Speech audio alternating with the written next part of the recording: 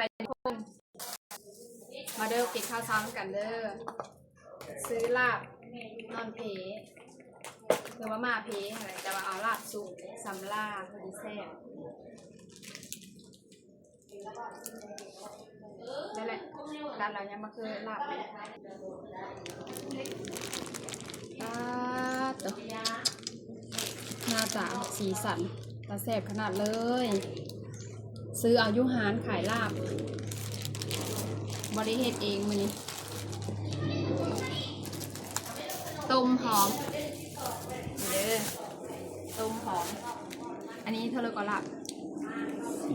40,000ต้ม10,000มันบ่เป็น50,000โอ้ยพอกินขนาดเลยทุกคนนี่มาเบิ่งต้มเครื่องในได้ต้มเครื่องในโง่10,000พอกินอยู่ในเมืองนะทุกคนเอ้ยนี่มาเบิ่งต้มนี่ทุกคนนี่10,000หลายแห้งนะทั้งหมามทั้งไส้เครื่องในทุกคนปักกับอันนี้เพิ่มอะไรทางมาฟิตนะคะ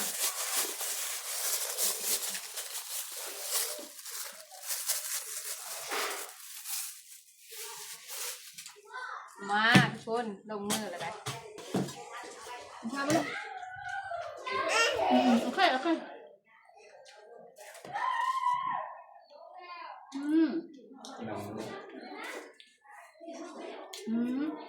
ผักมาเด้อกับลาบแซ่บ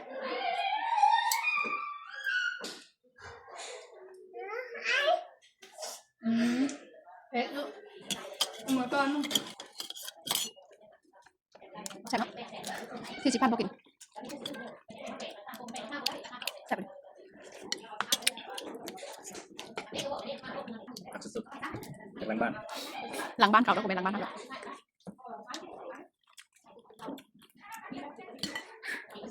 ต้มได้ไหม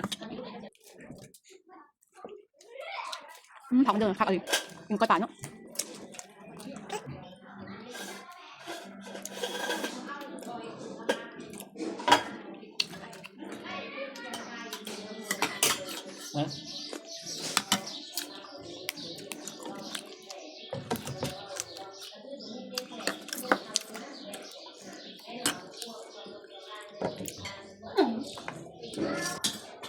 สิบประการเนี่ย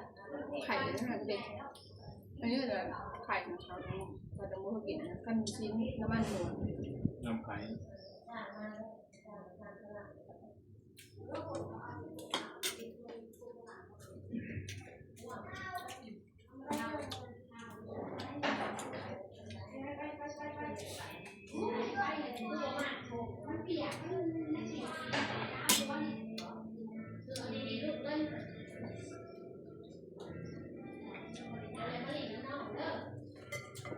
บายบายเอ้ยลูก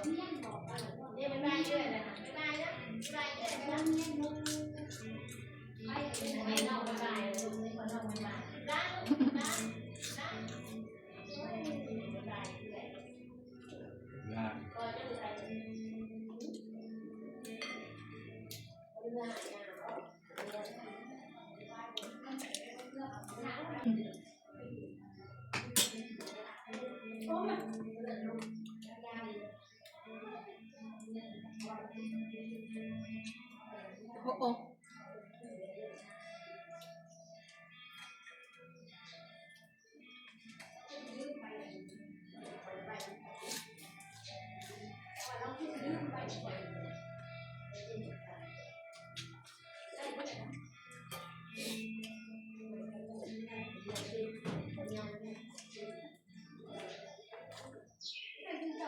หอมเนาะขาวก็ดีกินมันบริการให้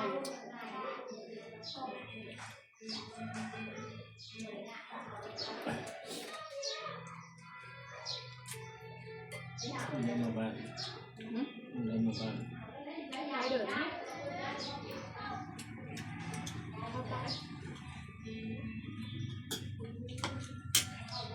รับไปเลย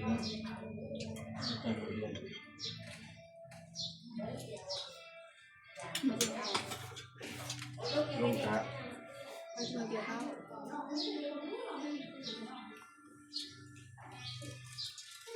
มันเอาโอ้นะ เห็นปะ